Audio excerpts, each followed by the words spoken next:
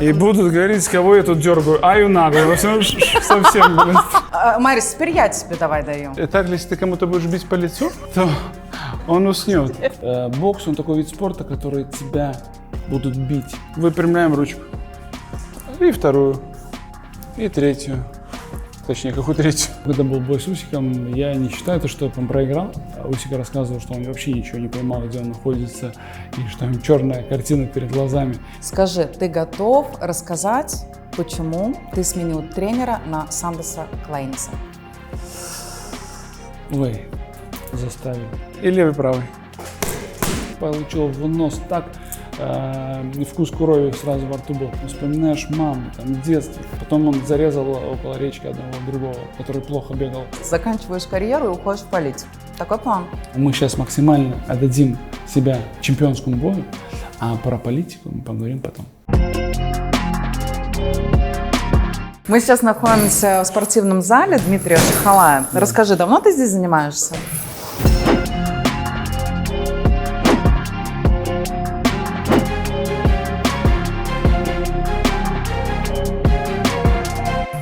Ну, как открыли этот зал, так и занимаюсь лет 5, наверное.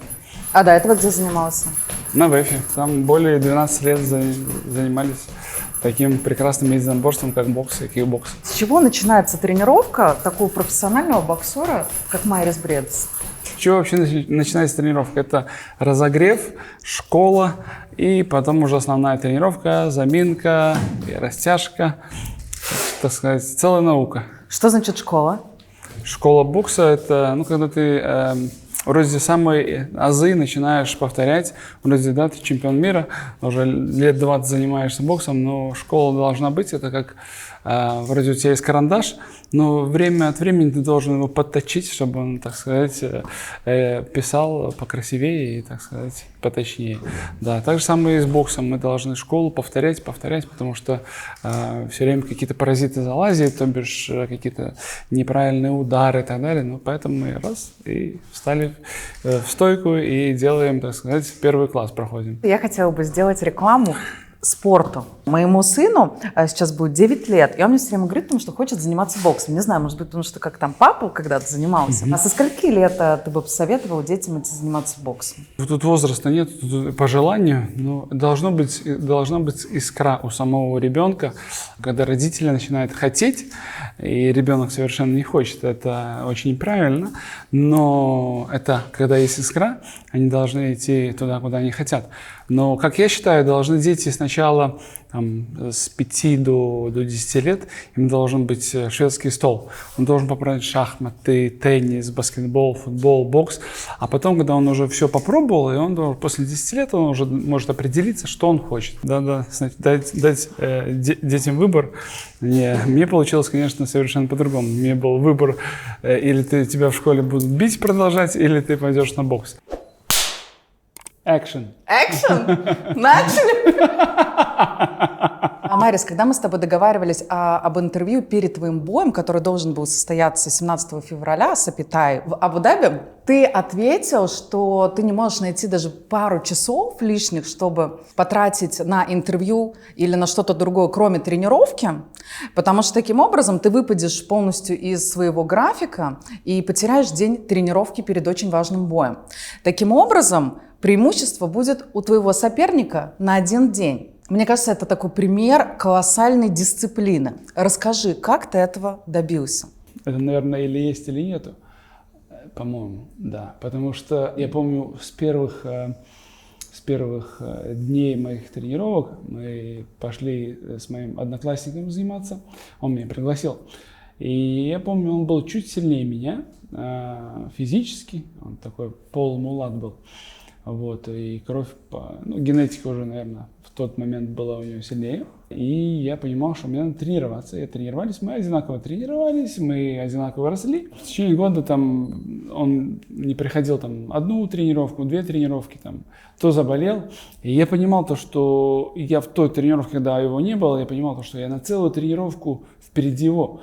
И это было, так сказать, прийти раньше, уйти позже с тренировки. Я понимал что это все суммируется, я каждую минуту становлюсь на минуту сильнее, чем он. Я сделал больше, чем он. И это уже, да, спустя 25 лет я понимаю то, что не вовремя восстановился, так сказать, не вовремя пошел спать. Потому что у нас утром что, проснулся, поел, пошел на тренировку, приехал домой. И то мы смотрели, где зал ближе, там, чтобы максимально меньше тратить время на поездку на тренировку, потому что там, ехать с полчаса на тренировку, полчаса ехать назад, мы уже час в пути, мы уже час потеряли на восстановление. Поэтому максимально минимизировать время где-то в пути, там, так сказать, в пути, какие-то встречи, какие-то дела. Когда у нас сборы, мы стараемся только максимальный фокус на тренировки, максимальный фокус на концентрацию, на сделать на тренировках то, что нам надо сделать. Потому что когда уже тебе 39 лет, ты уже чувствуешь, что если ты не восстанавливаешься столько, сколько тебе надо, то тебе становится все труднее, накапливается, так сказать, усталость на тренировках. Вот. И конечно, если у тебя накапливается усталость, у тебя продуктивность в следующей тренировке все хуже и хуже. Ты сказал о том, что дисциплина, она или есть, или нету. Но мне кажется, что это не совсем так. То есть в какой-то момент у тебя происходит такой переломный момент в жизни, когда ты понимаешь, что надо собраться, жертвовать чем-то. И как это вообще происходит, и как это было у тебя? Ну, я имею в виду, в моем случае, или тебе оно есть или нету, ты понимаешь... То есть это момент такой мотивации достаточно сильный. Ты в этот момент должен вспомнить о том, что зачем ты это вообще делаешь, для того, чтобы выработать какую-то дисциплину. Я помню, вот я вставал зимой, одевался, иногда у меня не было ни термокостюма, ничего, просто какой-то свитер, майку, куртку, ты весь потел, замерз, потому что на улице холодно, сыро, бегал в каких-то кирзачах, и мне казалось, это меня сделает сильнее, чем тяжелее обувь. Знаешь, это военная обувь, которая такая длинная. В ней бегал, мне все смеялись, потому что Марис там побежал в кирзачах. И это я искал, потому что у меня не было наставников, которые там скажут, вот на самом деле надо бежать в такой обуви, потому что если есть какое-то плоскостопие или неправильно, так сказать, падает пятка, то ты портишь себе голеностоп, потом колени, потом идет, ну, так сказать, эта цепочка идет выше и выше. Насколько важна экипировка, насколько важно не перетренироваться, как Василий Сергеевич говорил, он говорит, Марис, лучше не дотренироваться, чем перетренироваться. И эти слова, на самом деле, это правдивые, потому что когда ты перетренировался, и ты в яме, очень тяжело из нее выбраться в таком плане, если ты готовишься к бою, и ты не вовремя залез в яму. А что значит залезть в яму? То есть это перегореть? Нет, это перетренироваться. Когда ты уже там молочная кислота слишком много на него выходит, и там креатинкиназы, все эти закисления в организме происходят, и мышечные разрушения. Да, и потом из них, конечно, тяжело вылезти. Ты должен делать паузу, а если ты делаешь паузу, что ты делаешь? Отстаешь от поезда, который должен идти вперед. Ну вот, это опять-таки такая наука другая совершенно, которую ты тоже должен изучать.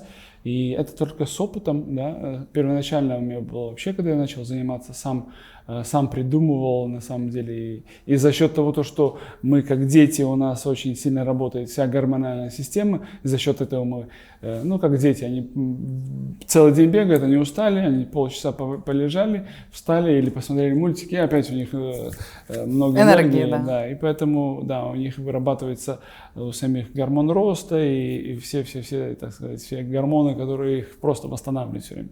А потом уже после 30 лет уже совершенно по-другому. И тоже зависит, как мы проводим нашу жизнь. Да, там, тусовки, там, вредные привычки, они, конечно, нашу, так сказать, как человеческую даже жизнь, не только профессионального спортсмена, так сказать, укорачивает. Да? Допустим, не знаю, человек, который в 39 лет не занимался спортом, а там занимался, просто трудился и по вечерам выпивал пиво, как он выглядит там, физически, и как человек, который занимается даже для себя спортом, они два разных человека. Кажется, тому, кому 39 и ничего не делал, выпивал пиво после работы, ему кажется, что ему 50, а тот, который в 39, ему кажется, ему выглядит 30. Поэтому там очень много моментов, почему надо заниматься спортом. Но мне кажется, что каждый мальчик сталкивается именно с таким выбором в формате школы, потому что все равно идет соперничество, и мальчики должны уметь за себя постоять. Но посмотри, это тебя смотивировало настолько, что ты стал настолько профессиональным спортсменом и добился таких больших высот. Ну, это, так сказать, шаг за шагом. Сначала мы же тренируемся для себя только, и там, так сказать, переходим какие-то трудности, там, проверки жизненные и так далее и прочее. И потом только первый там, чемпионат там, Риги, потом чемпионат Латвии. Но это годы идут, поэтому я в этом спорте уже 25 лет, поэтому... Но начинал ты с кикбоксинга? Начинал с бокса, потом перешел в кикбокс, но там целая длинная история, целый рассказ, как я попал в бокс, как я попал в кикбокс, и потом опять вернулся в бокс, и как я стал чемпионом мира. Так что скоро выйдет моя книжка тоже, так что можно будет и увидеть мою книжку. Это будет автобиография? Да, и книжка называется «Если жизнь после большого спорта». Так что и там будут рассказаны многие истории, которые никто не слышал. Давай ты расскажешь сейчас классную историю о том, как ты пришел в бокс. Наверняка много детей посмотрят это интервью. Мне хочется, чтобы мы зажгли искру к этому виду спорта. Первые 15 лет я ничего не зарабатывал, кроме синяков только. Первое, наверное, это не деньги. Да? Когда тебе ставишь цель деньги, тогда, к сожалению, даже в бизнесе, да, к сожалению, тогда мы не доходим до какой-то там вершины. Всегда должно быть желание себя улучшить. Какие-то такие благие цели должны быть. Всегда сильнее, увереннее. Потому что бокс или силовые виды спорта, такие боевые, они закаляют нас. Закаляют и мужчин, и женщин, тех, кто занимается этим видом спорта, потому что они становятся увереннее про себя. Увереннее себя чувствуют и физически, и ментально. А если ты себя ментально уверенно чувствуешь, ты идешь уже, так сказать, с высоко поднятой головой, вот, и пробиваешься любые, так сказать, цели. 25 лет в этом виде спорта, это как, представляешь, 25 лет в армии, да, быть на боевых каких-то там объектах, или как сказать правильно. И с таким опытом ты уже идешь, в принципе, ты уже, кажется, простая мирская жизнь, это, ну, как бы отдых, так сказать. И поэтому нам всегда должны быть какие-то цели и в спорте, и в бизнесе, и вообще по жизни. И это большой труд. Знаешь, как нас на гору никто не взял, вертолетом не привез и не посадил. Нам на гору надо идти. В гору тяжело подниматься, но зато потом есть широкий, так сказать, обзор с этой горы на жизнь. Это если мы так философски подходим к этому вопросу. Почему надо заниматься спортом? Допустим, я, слава богу, для своих лет выгляжу, я, как считаю, довольно-таки плохо, и не каждый мне может дать 39 лет. Обычно сколько тебе дают? Обычно я не спрашиваю, сколько мне. Ну, ты же сказал, что ты обычно тебе не дают. Ну, вот в последнее время, да, ну, когда сейчас, ну, это было буквально там пару месяцев назад до боя, и там, ну, и когда я выставил видео со своим день рождения, люди типа удивились: тебе 39 лет уже, что ли? Ну, потому что всем кажется, на самом деле я себя чувствую на 25. Еще один плюсик, почему надо заниматься спортом. Майрис, раз мы заговорили о твоем возрасте, расскажи, как ты чувствуешь, в какой ты физической форме на сегодняшний день? Все мы прекрасно понимаем то, что длительность спортивной карьеры у человека, она меньше, чем у других профессий. Задумываешься ли ты уже о завершении своей карьеры? Ну, я себе поставил цель до 40 лет, так что осталось меньше года. Да, ну вот, к сожалению, вот так бы должен был быть бой 17 февраля. По травме Тайсон Фьюри он не произойдет, он произойдет 18 мая. Ну, знаете, как я когда-то очень сильно переживал бы, но сейчас я понимаю, психология у нас тоже работает, как бы есть вещи, за что можно переживать, а то, что мы не можем изменить, есть ли смысл переживать? Нет, наверное. Поэтому я, так сказать, философски к этому отнесся. Отнесся к этому довольно-таки легко, и живем дальше, тренируемся дальше, молодеем дальше, так сказать. Вот. И 39 лет, что это возраст нашего тела только, а душа-то у нас не стареет. У нас как она была в 20 лет, она такая она и осталась. Мы сейчас с тобой как раз говорили о режиме, о том, насколько важно соблюдать правильный режим, чтобы все было в балансе. Но в 39 лет, конечно же, наверное, происходят изменения в физическом плане, когда тебе надо, наверное, больше отдыха. Ты не можешь уже какие-то нагрузки большие на себя принимать, такие, как мог там 10 лет назад, условно. Почему в 40 лет решил закончить карьеру? Не знаю, так придумал такая цифра, но я тебе не скажу, что физически стал слабее. Нет, даже некоторые там показатели даже улучшились, и, возможно, силовые показатели еще можно даже улучшить. Что у нас уже так хорошо не работает? Это восстановление, да? Регенерация. Но опять-таки все зависит от режима. Если ты правильно ешь, там пьешь все спортивные добавки, которые нужны, которые диетолог написал, понимаешь, когда у тебя есть команда, которая смотрит за тобой, что ты ешь, сколько ты ешь, что ты пьешь, сколько ты спишь, сколько ты сидишь в интернете. Это тоже забирает на самом деле очень много внимания, энергии. Ты не спишь, потому что сидим в телефоне. Поэтому ты везде должен себя контролировать больше, чем, допустим, ты не можешь уже так пойти там в пятницу потусоваться и сходить потом на тренировку. Да, такое, конечно, у нас таких бонусов в таком возрасте нет, да, как 18-19 лет. Но мы можем с этого возраста начинать и еще улучшить свое продолжение, то бишь 18 лет. Не делать такие неправильные вещи, как, допустим, там, не знаю, неспанные ночи, там, чрезмерные тусовки. Но опять-таки это опыт человека, да? Мы уже с этим опытом столкнулись, мы знаем, как надо делать, но вспомним свои 18 лет, что он там говорит, ну, всем всегда надо попробовать на себе.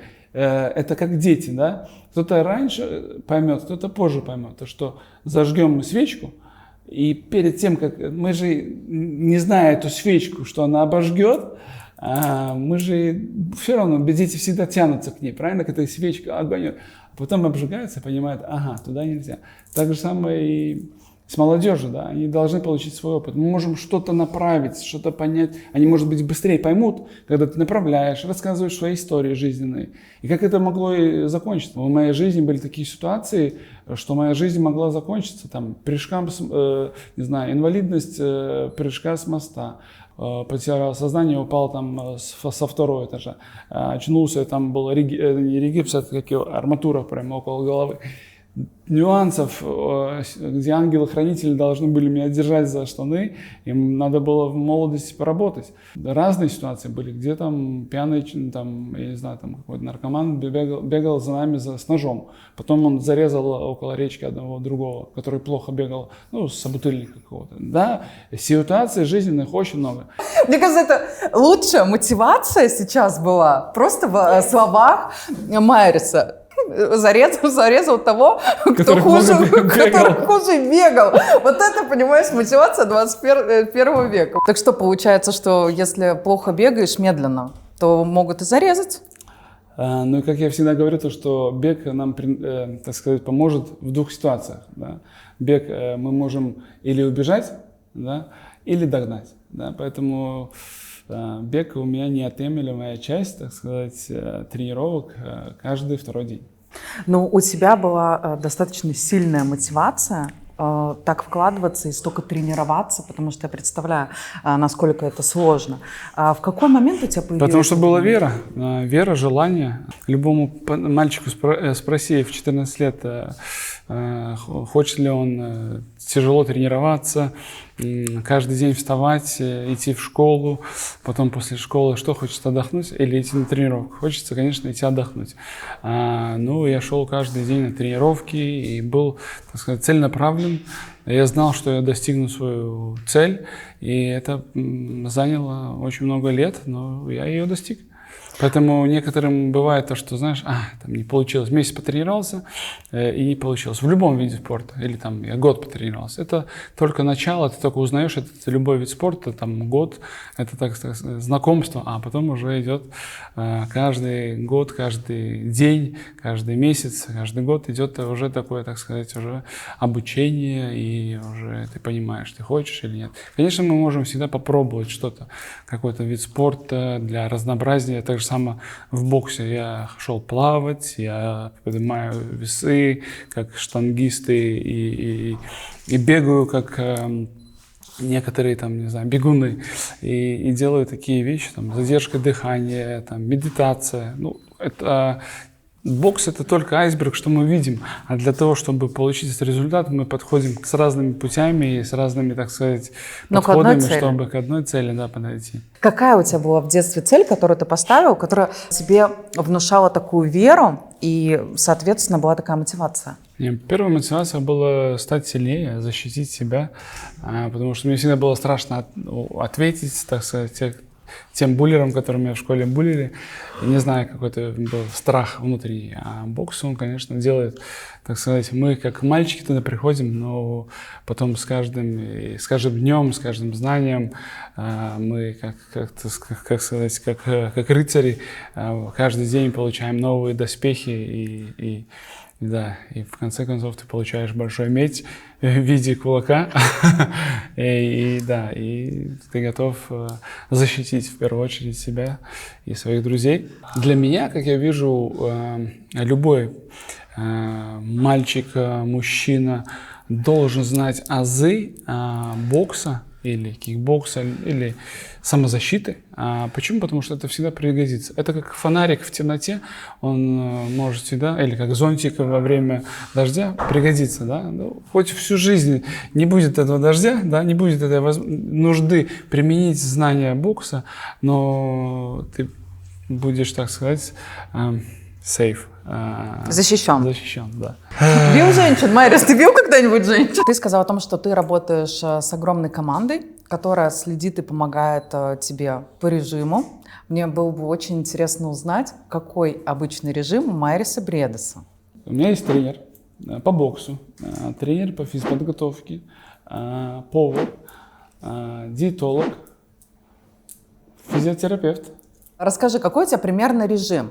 Вот я понимаю то, что есть более спокойный период, когда ты не готовишься условно к какому-то бою, и есть более активный, когда ты готовишься к бою, и у тебя все расписано по минутам.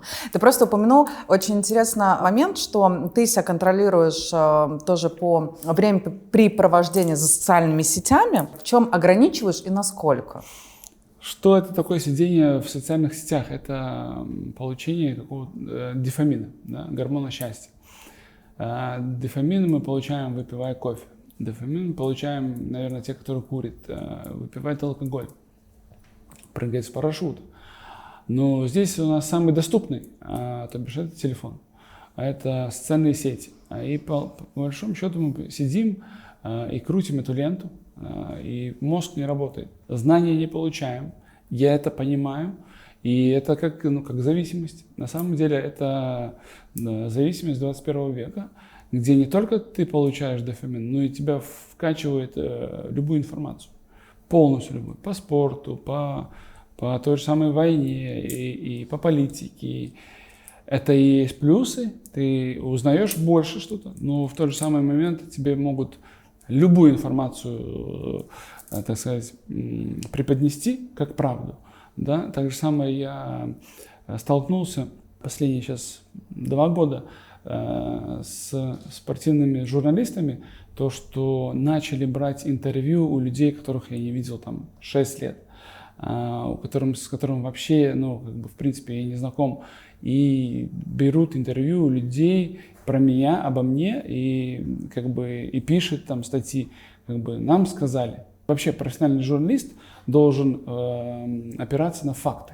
Не то, что мне там сказали, а должны быть факты. Расскажи про последнюю ситуацию, может быть, которую ты помнишь, насчет не совсем честной журналистики. О чем была речь? Кто что о тебе рассказывал? Вообще мне рассказывали, что в Латвии, всю независимость Латвии, первый раз в жизни было такое, что все спортивные журналисты собрались в один консилиум и думали, что как, так сказать, дискредитировать или как, так сказать, убрать Майриса с поля деятельности, не писать о нем. Они придумали в конце концов, они сначала писали какой-то Г, вот они понимают, что Майрису растет рейтинги. И они поняли, что они сели, договорились, что о Майрисе не будем ничего писать. Но я считаю, что 25 лет я в этом спорте, И я 25 лет тружусь, чтобы не только себя делать сильнее, но уже и Латвию показать с лучшей стороны спортивной и так далее и тому прочее. И писав о таких спортсменов, ну, я про свой вид спорта говорю, которые не являются такими боксерами, я даже имена не хочу называть, и про них пишет, но это я считаю, то, что это минусует нашим детям только, да, нашему будущему. В любом случае, любой ребенок должен заниматься спортом, любой ребенок должен видеть каких-то кумиров. Они должны, так же самое, у меня в моем детстве не было кумиров. Ну, Рокки Бальбоа, да, был, и смотрел, казалось круто, там так легко натренироваться. Я помню, как сейчас помню, первый раз пошел на тренировку, получил в нос так, и вкус крови сразу во рту был. Как сейчас помню, первая тренировка, первый удар в нос. И я думал, блин, на фильме же показывают совершенно по-другому. Там так легко и так, там, знаешь, избивает, и потом вспоминаешь маму, там, детство. И сразу, а ты понимаешь, что когда получаешь нож, уже ничего не хочется. Поэтому для меня это честь быть кумиром нашим детям, чтобы они занимались спортом и учились. И понимали то, что на самом деле, как я вот когда хожу по школам, и я им объясняю то, что заниматься спортом и учиться, это должно быть как 1 + 1 это 2. Почему? Потому что на данный момент это вам бесплатно дается. Вся информация, все знания это дается бесплатно. Потому что я в свое время уделял очень много времени спорту, и, в принципе, меньше я занимался учебой, потому что мне мама работала на 2 работах, никто не контролировал. И для меня это сейчас обходится примерно 600 евро в месяц учиться английский язык. Да, потому что я понимаю, что это я беру приват-школу, частного учителя, и это стоит 600 евро. И я понимаю, что это только один английский, а есть же куча других знаний и предметов. И поэтому берите сейчас эти знания бесплатно, пока вам дают, пока вам потом не надо платить за эти знания. Потому что, зная английский язык, я уже бы, возможно, боксировал, или более обширная аудитория была англоязычная. Да? Ты можешь легко выразить свои какие-то там эмоции, свои какую-то мысль свою. Расскажи, в какой момент произошла, не побоюсь этого слова сказать, травля со стороны латвийских журналистов? Это связано с твоим решением пойти в политику? Нет, это началось все потихонечку, это началось уже с Джейком Полом, когда я там начал, вообще с ТикТоком, по-моему, началось. Когда люди осуждали, что ТикТок это для детей, что это там платформа там для хихихаха. Сейчас мы видим, что из ТикТока вырастают политики. Благодаря ТикТоку. Потом ТикТок, потом Джейк Пол.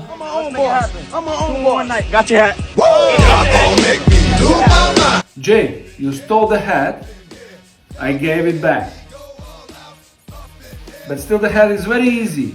I want to see you trying to steal my belt. Потом война, потом уже политика. Журналистам показалось, что твое поведение не совсем корректно и не соответствует тому статусу, который ты имеешь. Как будто ты не оправдал их ожиданий, но их ожидания — это как будто их проблема. Люди, во-первых, привыкли то, что Майрис тихий. Майрис выходит, побеждает и уходит. Думаете, это легко, там, не знаю, вызвать Джейк Пола? Думаете, это легко выйти на The Zone в Супер Марио костюме? Kohli's toughest test to date. Look, it's been perfect for him so far. Before anyone switches over, yes, that is Marius Bradis at the end there, the current IBF Cruiserweight King, the #1 Cruiserweight in the world. Это для меня вообще на самом деле тяжелее, чем тренироваться, потому что я переступаю себя. А почему я это делал? Потому что я понял то, что давайте проинтервьюируем всех наших латвийских боксеров, ну топовых. Сколько они заработали только боксом? Да нисколько. Да? И в Латвии невозможно заработать. Поэтому моя мысль была выйти на мировой уровень в плане... Всем же нравится скандальность. Да? Всем нравится. Ну, латыши, какая-то часть публики не могла это принять. Это им не понравилось. Но я сделал свой выбор, я попробовал. Знаете, как потом в старости лет, когда сидишь, блин, я же мог попробовать то-то. Ну, я попробовал. Получилось, было бы там вообще супер.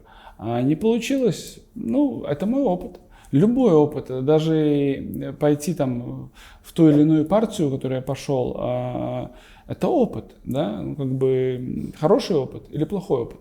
В любом случае это опыт. И я очень много узнал, я очень много где вглубился, я начал учить политологию, начал учить язык, потому что, чтобы Джейк Пола вызвать, тебе надо по-английски говорить. Поэтому такие вещи, которые я не жалею, это мой опыт, через который я прохожу. И это мое право. Марис, что бы ты сказал себе, вернувшись на 25 лет назад? И сколько у меня времени было бы? У тебя был бы 1 час. Какой бы ты себе совет дал? Ой, тогда у меня ребята там гуляли, там квасили, и я уже начинал заниматься спортом. Я отбросил все, сигареты, токсикоманию, алкоголь, потому что мы там, не знаю, все это доставали. А что такое токсикомания? Это в другом интервью. Те, кто знает, те знают. Вот. И да, спорт на самом деле меня вытянул из такой ямы, то что я просто смотрю на своих детей и думаю, я в 12 лет это мог делать, потому что это вообще маленький ребенок. И да, вот родители, в то время мама, я жил, и мама работала на 2 работах, и как она успевала с 2 детьми, там, это в то время не было там, вообще того, что есть сейчас. Стиральных машин, там, таких, это все вручную, в холодной воде, греть воду, мыть полы. Мы жили в общежитии, там, до 20 лет я жил в общежитии. И я тогда уже знал, что когда я занимался спортом, я начал заниматься боксом. Я понимал то, что бокс, видите, он такой вид спорта, который... Я понимал то, что я буду выпивать, я буду курить. Если я буду курить, я буду хуже дышать. Я буду пить, я не буду так хорошо себя чувствовать, мои мышцы не будут расти. Я, наверное, если я бы вернулся бы, я уже тогда знал, что нельзя вот это все делать, потому что бокс, он такой вид спорта, который тебя будут бить. Ты будешь слабее, тебя будут бить. И это больно. Когда тебя бьют, это больно довольно-таки. И я не хотел этого, я хотел быть сильнее. И я подсознательно как-то внутри меня говорил, маленький Марис, он говорит, нет, если ты хочешь стать сильнее, ты должен от всего этого отказаться. И я помню то, что мои друзья, ну как бы, а дружить ты хочешь, ты же ребенок, подросток, ты хочешь дружить с друзьями. Они там пиво пьют. И там, знаешь, это, о, Марис, ну что, ты не уважаешь? Сначала велся на это, а потом я понял, что нет, я говорю, я уважаю тебя, я говорю, а я всегда с сумкой, то с тренировки я иду или на тренировку, всегда сумка со мной была. Я все у друзей там был на 2 этаже и на 3 этаже, там Янчик жил, на 2 этаже у Виталия был там такой каморка, и мы там все всегда тусовки были, или на улице летом. Я говорю, слушайте, ребята, я говорю, я вас уважаю, я говорю, вот перчатки 2, я говорю, давай поспаррингуем, я говорю, если ты меня можешь, так сказать, ударить хоть раз, я говорю, я тебе тогда, я говорю, выпьем. Ну, конечно, никто даже перчатки не одевал, потому что могли получить под глаз, это же не кайфово, правильно, лучше вот с пивом. И это там, они там и остались, я тоже с ними был, но потом уже наши пути, уже когда я уже начал подрастать, наши пути начали расходиться. И отвечая на твой вопрос, что я бы посоветовал Марису 25 лет назад, я бы сказал, учись, учись и еще раз учись. Эксклюзивный контент. Пожалуйста, научи меня держать удар.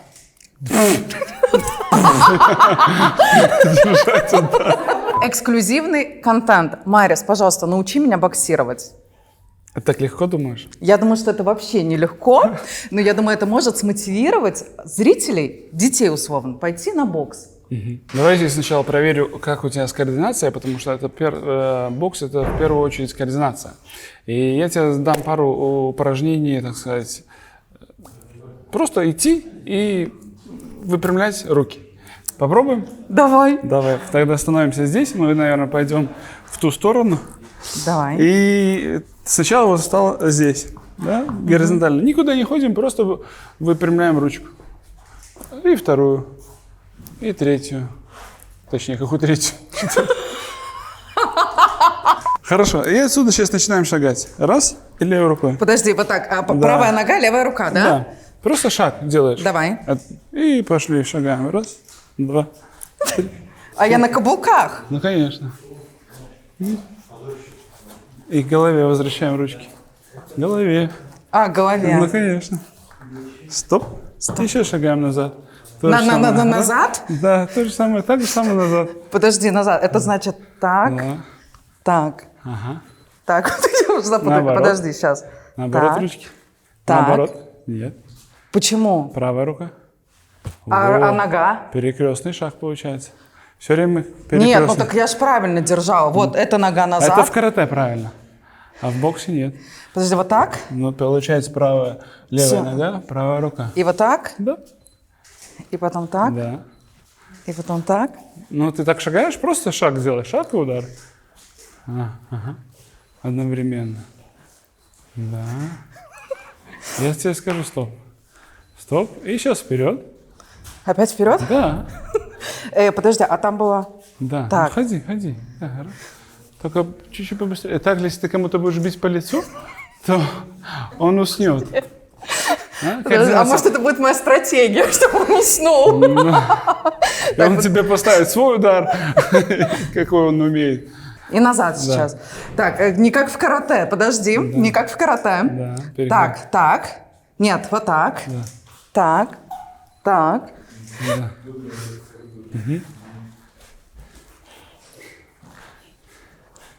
Только удар. Удары не идут отсюда, а они вот идут с плеча, закручиваемся. Вот, да. Шаг делаешь, шаг. Опа, и все, пошла координация. Да?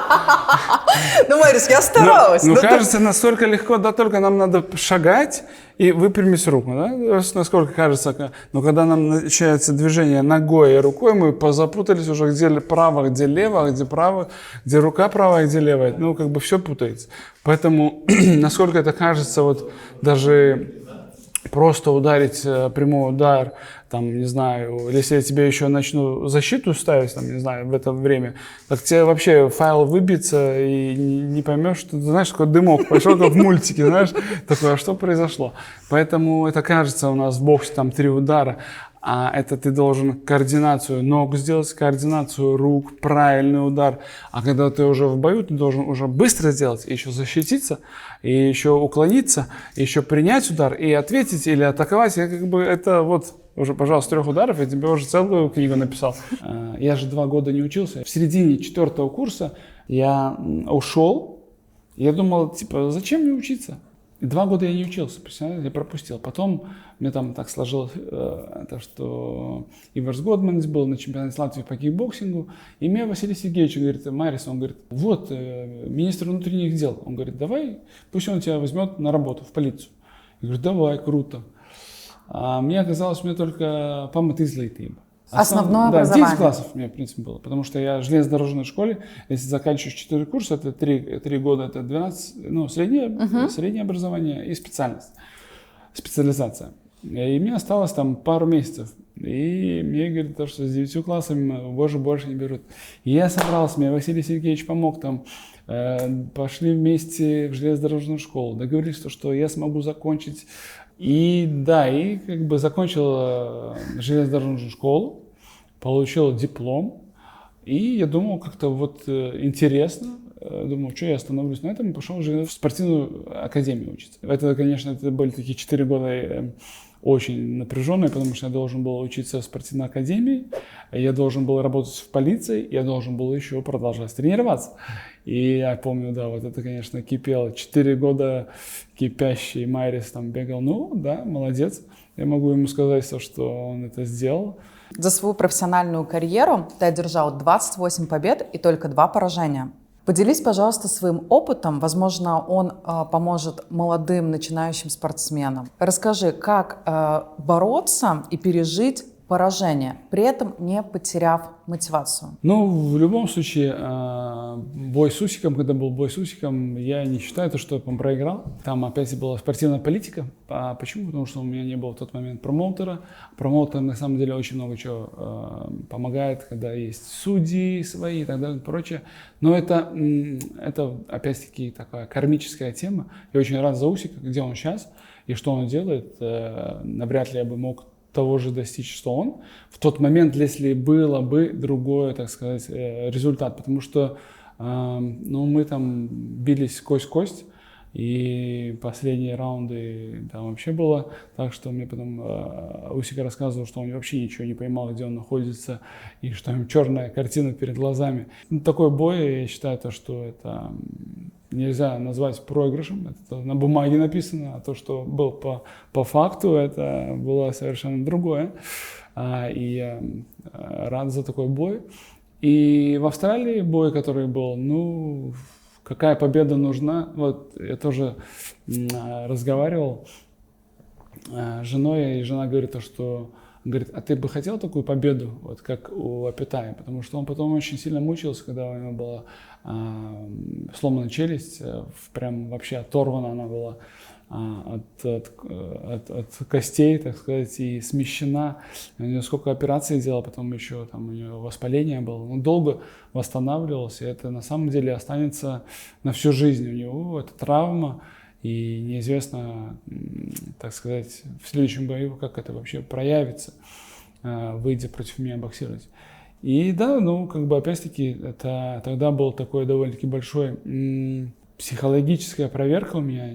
Я заболел, и я всегда шел от народа, от Латвии, и говорил что мой народ — это мой допинг, да, там получилось то, что, как это получилось, народ был яростен, наверное, так можно сказать. И я в тот момент, знаешь, как в рок-концерте, ты привык, там, не знаю, играешь музыку, и прыгаешь народ тебя там поддерживает и говорит вперед, а тут ты прыгнул и шмякнулся в пол лицом.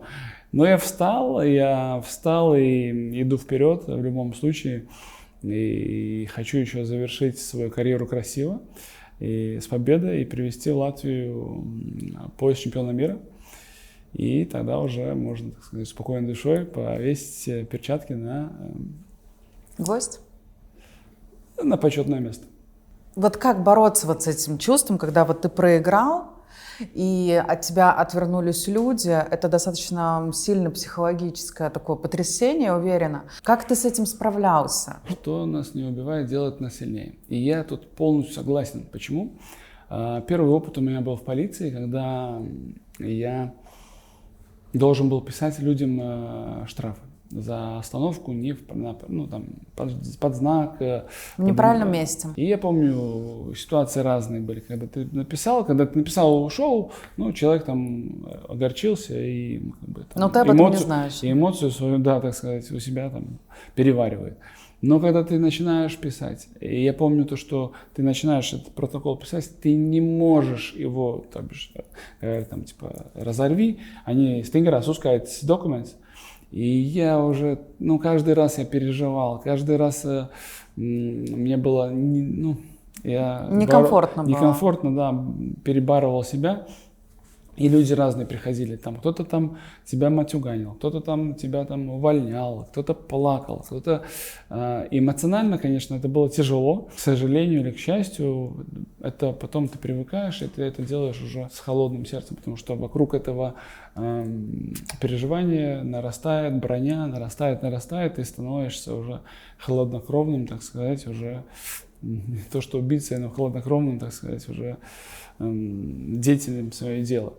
И так же самое здесь, да, сначала это было очень больно, очень неприятно, представляешь, да, ты шмякнулся лицом об землю, там, где должны тебя поддержать и сказать «Мариус, вперед». Конечно, очень много людей и поддерживало, но когда это, знаешь, как психология, когда ты еще неопытный, психология у нас, смотри какая, у нас ведро белой краски. И туда капнут несколько капель черной краски. и она становится уже не совсем белая, и ты обращаешь внимание на эти черные капли. Хотя 10 литров белой краски, 10 литров, но это черные капли, они уже... Портят всю картину. Да, вот, поэтому я научился не обращать внимания на эти черные капли и идти свой, так сказать, свой путь с теми людьми, которые с тобой были и будут, или, может быть, даже появились на данный момент. И да, как-то жизнь на самом деле сейчас очень сильно меняется, вообще глобально. И ты понимаешь, кто с тобой, кто не с тобой. Поэтому мы идем вперед, да, мы встали, встряхнулись, одели свои доспехи, и идем вперед и живем свою жизнь, делаем вокруг себя только лучше. Это моя, так сказать, философия. Если подводить итог твоего ответа, можно сделать вывод, что не надо бояться, когда в твоей жизни происходят какие-то испытания. Не всегда это будут приятные моменты, это все надо уметь находить в себе силы перебарывать, и через опыт приобретенный у тебя будет нарастать вот такой панцирь, который будет тебе помогать встречаться с какими-то новыми испытаниями. Ну да, это нас, так сказать, любые преграды нас делают только сильнее. Это мы понимаем то, что мы на правильном пути. То, что если даже есть это какое-то поражение, если ты делаешь правильные выводы, то мы только станем лучше. И если мы исправляем, так сказать, свои ошибки, следующий бой будет наша победа. Есть такой стереотип, если боксеры там условно, они отбиты, но это же не так. Ну, почему?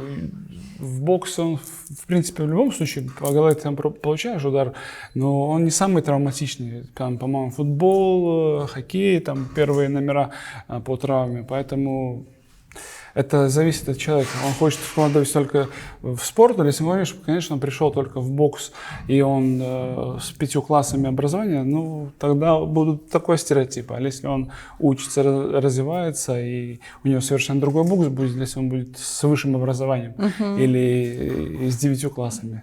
Кто будет боксировать более с высоким IQ? Конечно, тот, который образовывается. Поэтому... Это только человеческий фактор, как человек сам себя, так сказать, образовывает. И поэтому всегда спорт и образование – это только успех. Все миллионеры, они все, сколько, не все миллионеры, большинство, я сколько миллионеров знаю, они все занимаются спортом. И там 5 последних миллионеров, с которыми я общался, они вообще жили в интернат, в спортивных школах. Поэтому и я спрашиваю, а в чем ключ? Я говорю, я 5 с 5 людьми разговаривал, кто там карате, кто там гребли. А он говорит, дисциплина. Он говорит, с этой дисциплиной, которую ты получил в спорте, ты идешь в бизнес, расцветание и продвижение, и успех гарантирован. Потому что везде все любят дисциплину, не только спорт. Слушай, расскажи, а чем они вообще там отличаются? Много чем. Есть боевые перчатки, есть... А мне надо... Ну, не надо же никакие сейчас быть, ну, потом грибок, возможно, будет, но ничего. Ну, не забеременел. Марис, а что мне делать? Ну, ничего, все уже засунул, как тебе говорит коллега. Ну все, ничего, засунул, все, засунул. Марис, эксклюзивный контент. Я первый раз поднимаюсь на ринг. Давай. А с чемпиона мира так вообще... И последний. И давай. Последний. Загадывай желание, самое главное. Я загадываю желание. Ну, стань в стойку тогда, левая рука. Ты левша или правша начнешь? Я правша. Тогда правую ногу назад. Руки здесь. Да. Правая рука к голове. Чуть-чуть прижми, так, чтобы макияж снялся. Ну и старайся левой рукой ударить. Да, не толкнуть. Ударь. От плеча? Ну да. Вот в боксе, вот видите, так в боксе бьют, да, обычно? Оп, нет, в боксе бьют отсюда. Отсюда и здесь удар. Да? Левый прямой у нас вообще для чего? Для того, чтобы, в принципе, наметить дистанцию. Мы намечаем дистанцию, потому что удар будет отсюда, видите. Здесь он будет. Это было страшно, ребят. Давай, подожди, я вот так, да? Правильно? Здесь ты только намечаешь. Ударь. Да. Вот так. Оп. Ударь, оставь. Ударь, оставь. Ударь, оставь. Где оставить? Руку. Здесь? Ну, конечно, не в кармане. Подожди. Ударила, да. Прицелилась. Это твой прицел. Ты прицелилась. Да подожди ты. Ударила и оставила. Так. Я тебе объясняю. ударила. И отсюда будешь бросать правую руку. Куда бросать? Сюда. Тут Туда? прицел, да. Крест-накрест? Да, вот так вот. Ну а как? Ударь правой рукой. Так, стойка, подожди, стойка. Нет, так же самое.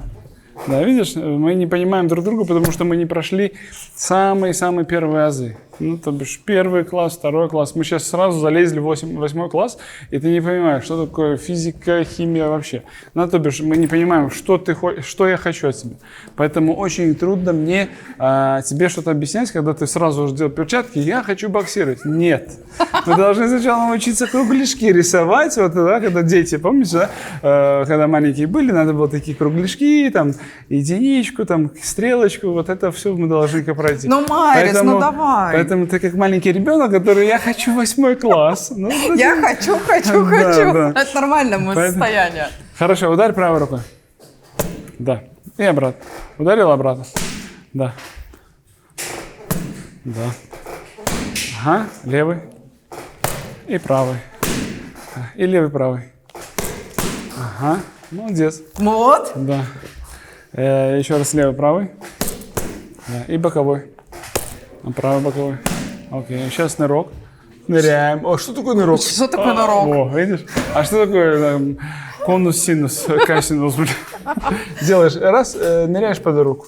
Куда? Делаешь, вот так, да. Что, прям вот так? Да, буковку Все, я поняла, я это видела на ринге. Буковку У рисуем, да, головой. Да. Головой раз. Но это с поднырнул. корпусом Да. надо. Да, конечно. Опа. Вот. Да. Оп. Ты как Амирхан с опущенными руками. Забыла, да, защиту? Да. И вот это я бью боковой удар, и ты под руку ныряешь. И бьешь боковой. Да. И ныряешь, и бьешь боковой. Молодец. Ну все. Слушай, а у тебя же есть фирменный удар? Фирменный? Да. И что? И есть. Не то, что я хочу, чтобы ты мне его показал, Да. на мне. Ты же можешь какой-то вот этот секрет раскрыть, ну или показать? Технику Ну, покажи, ладно. как... Ну, в принципе, я, когда с Мануэлем Чаром боксировал, удар был снизу. Удар снизу, мы присаживаемся на правую ногу и с корпусом поднимаемся. Ну смотри, вот я встаю в защите. Здесь удар идет, да? Ты в защите, но мы... смотри, ты стоишь в защите. Давай. Да. Ну, для бокса это же есть такая интеллектуальный вид спорта, чтобы я твою защиту раскрыл. Я тут начну тебя бить по голове, да? Ты что делаешь? Автоматически закрываешь свою голову, да? Оу, Да. ресницы отклеились. Я объясняю. Раз Давай, можешь давай. поближе подойти. У них хорошо все снимают. Хорошо. Ну, смотри, в любом случае, я тебя бью, ну, закрывайся. Да. Закрываешь, да? И смотри, что произошло. Только что ты закрывала здесь. Да. Сейчас я тебя начинаю бить здесь, ты закрываешь ухо свое, закрываешь. И что ты открыла? Открылась, правильно? Так же самое здесь открылась. Так же самое здесь открылась. Нам надо раскрыть этого ежика, который... это очень легко сделать с непрофессионалами, потому что профессионалы, они уже менее чувствительны к этим обманам. Да? Они уже стоят в своей стойке, они уже уверены, им это сантиметр надо, только сантиметр, так сказать, Амплитуда. убрать. Да, амплитуда сантиметровая примерно, он видит, он где-то даже пропустит специально. Это на самом деле, да, новичок и профессионал, это как небо и земля. Поэтому с новичками можно играться, его можно обмануть, потому что у нас еще рефлексы работают, допустим, там, чтобы дернуть, допустим, есть еще, ну, так сказать, такая техника, как бы дернуть, да, с тобой стоим, да, и с тобой раз ударил, да, смотри на меня, а не туда. Да. Смотри, я, да, еще раз, да, вот, ударил тебе, Да. да, еще раз ударил, Да. еще раз ударил. Видишь, ты уже рефлекс был. Да. Да. Смотри, еще раз ударил. А мы не заканчиваем еще? Я вошел в вкус. Давай. Давай. Смотри, еще раз показываю, да? Давай. Смотри, я тебя ударил. Ну, встань в стойку. Да? Да, руки, голова. Я тебя бью. Да? Ты хочешь что сделать? Защититься, правильно? Чуть-чуть отбить мы. А я могу так? Конечно. Да. Видишь, я даже не дернул. А ты дергаешься. Я снимаю. Раз боковой. Видишь? Тут она есть то, что нам надо раскрывать. Чтобы человек дернулся, я тут могу плясать как угодно, да? То бишь, я буду дергать, а ты не дергаешься. А я тебе в нос дам, ты поймешь, что я тебя могу ударить, ты начнешь дергаться. Да? Поэтому всегда, чтобы дернуть противника, надо дать нос. Но это, опять-таки, мы зашли уже в 12 класс. Так это очень классно, но тебя же смотрят профессионалы. Наше интервью будут смотреть и профессионалы. Поэтому... И будут говорить, кого я тут дергаю. Аю нагло, совсем. Планируешь 40 лет закончить карьеру, а выборы в Рижскую думу уже в следующем году. То есть у нас все сходит. Заканчиваешь карьеру и уходишь в политику. Такой план. Знаете, как меня всегда спрашивали в спорте, какие твои планы на будущее. Я всегда думал, знаете, кого ты хочешь следующего боксера там. Я говорю, всегда, как сказать... Решаем проблемы по мере их поступления. Вот именно, да. На данный момент я понял, что распыляться нельзя. Да? Если мы сейчас заканчиваем, будем готовиться к бою, грандиозному бою, который будет реванш запятая, я должен туда отдать всю свою энергию, все свои мысли, все свои силы, и тогда только будет результат. Если мы начинаем прыгать с одного места на другое, к сожалению, результата нет. Не зря есть такая даже поговорка, что годится всему, не годится ничему. Поэтому мы сейчас максимально отдадим себя чемпионскому бою, а про политику мы поговорим потом. Марис, в профессиональном боксе ты уже более 15 лет. Твоим одним из первых тренеров, который вывел тебя на профессиональный уровень, это был Чернигов Василий Сергеевич. Скажи, ты готов рассказать, почему ты сменил тренера на Сандеса Клейнса? Заставили. Ой, там такая, на самом деле, длинная история. Василий Сергеевич меня 11 лет тренировал, и он, на самом деле, очень талантливый не только в боксе, но и в карате, и в кикбоксе, и в музыкальную школу заканчивал. В двух словах это не расскажешь, потому что длинная история. Василий Сергеевич, он более 11 лет был со мной, он был вместо отца мне, но там появились, конечно, уже две большие бои, уже, так сказать, я был на слуху у большинства людей, и появились там ребята, которые там говорили там, что вот новый тренер тебе нужен и так далее и тому прочее. Да, от Клейнса я научился хорошо бегать, но это чересчур много. Опять-таки проблема была то, что, как Василий Сергеевич говорил, лучше не дотренироваться, чем перетренироваться. Тренируясь с Клейнсом, сначала был рост физический, но не по боксу, да, а потом уже был спад, потому что началась уже перетренированность, и все время, последние 3 года я был все время перетренирован. Первый показатель на самом деле было что? Это когда я с Хуком боксировал, я бил боковой удар в 12-м раунде, и меня сломалось ребра сами по себе. То бишь твой организм был уже настолько, мой организм был настолько пустой, иссякший, то что тебе просто от своей ротации сломалось ребра. Вот, и я как-то не обратил на это внимания, хотя мне жена говорила, говорит, ты перетренирован, ты не перетренирован. Потом начались проблемы с руками, с локтями и так далее. Мой организм говорил, все, я больше не могу. Но мне казалось, нет, это правильно, это надо столько много тренироваться. Ну и потом, конечно, все хуже и хуже. Случилось так, что после Усика боя он понял, что Марис разрушается, надо уйти. И слава богу, на самом деле, потому что свыше это все сделали так, чтобы наши пути разошлись. Ну и потом появился Дмитрий Шахалай. Дмитрий Шахалай, так сказать, год реанимировал меня. И да, уже через бой я уже боксировал с Гловацким, и я был просто в фантастической форме.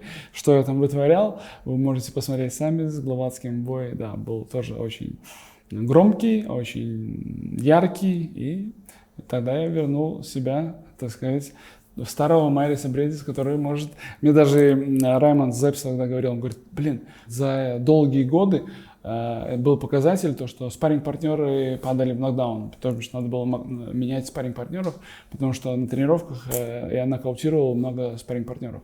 Я понял то, что да, я вернулся. Скажи, если отмотать вот сейчас время назад, ты бы сменил тренера или все-таки остался с Василием Сергеевичем? Так нельзя сказать, это опыт, да, опять-таки. Я и от Сандеса получил большой опыт по физподготовке, ту, которую не обращал внимания Василий Сергеевич. Он очень много обращал внимания на сам бокс. он как сказать, нестандартные связки давал, нестандартный подход к нему. Но там, опять-таки, было бы мало для 12-раундовых боев. А Сандерс опять дал то, что могло, так сказать, эту выносливость сделать. Но опять-таки, это шло какой-то момент плюсом, а потом это все дальше минусом шло. Так что я не могу сказать тут, как было бы правильно на самом деле, как было бы знание взять. Но я взял сейчас, на данный момент, у меня есть опыт и там, и там, и там. И я все плюсы, все знания взял себе. И да, я как бы и передал Диме. И мы с Димой, так сказать, можем делать бокс на мировом уровне здесь, в Латвии. Но это должно пройти время. И желание должно быть большое у тех, кто придет в этот, и сменить, так сказать, Майриса Брейдиса, прийти, да, я готов поделиться, потому что знания мы должны все делиться с нашими знаниями, потому что что мы после нас останется? Ну хорошо, мы этот опыт получили и не поделились, а они не будут делиться, как надо правильно готовиться, как, типа, это же моя бесценная информация. Наоборот, нам надо делиться, чтобы следующее поколение получили эти знания, чтобы не наступали на те же грабли, которые мы наступали. И только так мы можем расти, когда мы друг друга supporting, ну, то бишь друг друга поддерживаем. Мы с этими знаниями умрем. Я очень много, на самом деле, замечал физиотерапевтов, которые там знают, как правильно вставить шею. Но не делятся этой информацией. Он умеет единственное делать в Латвии, допустим, такую манипуляцию. Остальные боятся. Поэтому знаниями надо делиться. На самом деле про Василия Сергеевича, если мы говорим, он уехал по нескольким причинам, потому что потерял меня. И через какое-то время он потерял своего сына. И он уехал в Москву работать. И, в принципе, Латвия потеряла одного из лучших тренеров Латвии. Я ему благодарен, и я очень много раз думал о том, что жалко, что не получилось, что другие его сливки, которые он выращивал, это дерево, да, с которого начал получать большие яблоки, начали срывать другие. Да, вот это, конечно, очень обидно. Мне, наверное, было больше всего неприятно, что всегда там все эти проценты, кто там получали, там новые тренера, там, которые там были. Ну, сливки — это финансовая часть. Но у нас теплые отношения. Мы часто переписываемся, как у него дела. Ну, у него дела хорошо. У него новые чемпионы, у него много ребят, и я за это рад, конечно. Ты упомянул о том, что знаниями надо делиться, и я с тобой полностью в этом согласна. Расскажи, какие есть возможности у наших латвийских ребят получить знания от Майриса Брейдиса? Когда открою свою школу, да и так, на самом деле, по школам я езжу, делюсь своими знаниями, своим опытом. Пока что на данный момент там именно по боксу нет времени, потому что я еще сам тренируюсь, сам готовлюсь к бою. Со временем, конечно, будем делиться. Это же надо тоже распланировать, надо, как преподнести молодежи эту информацию, потому что очень важно, очень на самом деле важную часть играет тренер, да, потому что тренер может очень много чего неправильно сделать. Да. Наш первый тренер очень сильно загнал нас в свое время, но как бы, опять-таки, не своим знанием. Я не могу его осуждать, просто это его был уровень знаний, он делился ими. Мы там перед тренировкой бежали кросс, потом там скакалки, и к концу только приходили к основному, так сказать, заданию, там, к боксу. Но мы уже уставшие, голова не думает. Ну и на самом деле, да, там загнал чуть сердце. Да, полгода у меня была аритмия, я лечился. Ну как лечился? Своими же гормонами, так сказать, роста, тело само восстанавливалось. Вот. И очень важно на самом деле найти правильного тренера, потому что в данный момент у нас тут куда ни плюнь, везде тренер там, по фитнесу, тренер по боксу, тренер по разным, так сказать, видам единоборства. И я учился, когда учился на самом деле в спортивной академии, я понял то, что насколько это важно, и с опытом я вижу, насколько неправильно тренера, допустим, как тренера. Он тренировался там, допустим, какое-то время там, и вдруг стал тренером. Без образования. Тренер, спортсмен — это как солнце и луна. И поэтому, на самом деле, нашим органам надо было бы просмотреть эту деятельность, потому что очень многие без образования тренируют детей, молодежь и могут сделать, так сказать, не хорошо, а плохо. Да, травмировать. Давай посоветуем нашим зрителям в Латвии хороших тренеров. Топ-3. Первый – это Дмитрий Шихалай, мой тренер. Потом Линда Абеле с Гатасом Абелом, нравится, как они тренируют. Илья Жилинский и братья Миколаускас. Марис, у меня есть традиция, так как ты много путешествуешь, и я вижу в тебе такого истинного патриота нашей страны, я бы хотела тебе подарить вот такой флажок на руку Латвии, который был бы с тобой всегда. Этот флажок делает девочка, моя подписчица, ей 13 лет, с очень хорошей детской энергетикой. 13 лет – это прекрасное число, это 13 числа родился, поэтому это хороший знак, спасибо. Вот такой коротенький флажок. Но он на браслетик. Хорошо, спасибо. Спасибо тебе, спасибо, что пришел. Надеюсь, не было страшно?